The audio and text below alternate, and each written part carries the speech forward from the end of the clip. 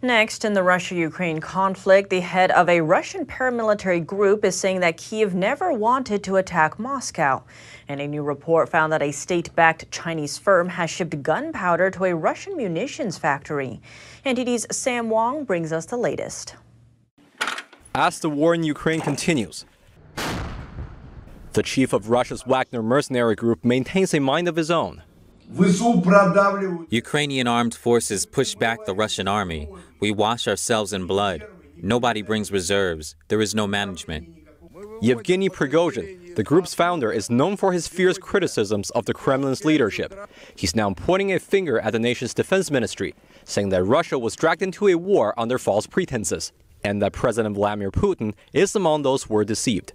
The defense ministry tries to deceive the public, the president, and tells a story that there was crazy aggression from the Ukrainian side and that they, Ukrainians, were going with the NATO alliance to attack us. Therefore, the so-called special operation of February 24th was started for other reasons. Prigozhin has previously defended the war in Ukraine, but he maintains critical stances towards Russia's top military brass, and sometimes those stances can trigger actions. The Wagner Group captured the Ukrainian city of Bakhmut back in May, but immediately began to withdraw its forces just days after the seizure. Prigozhin said that his men were exhausted and ready to hand the territory over to regular Russian troops. That's despite the fact that Russia's military was already running low on manpower.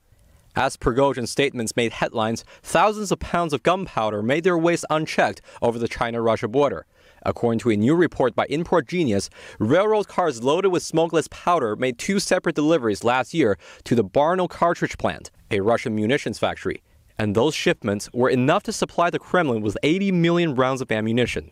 The gunpowder was sent by Poly Technologies, a Chinese state-owned company previously sanctioned by the U.S. for providing weapons to Iran. Washington has long expressed concerns over the possibility of China sending lethal assistance to Russia's military.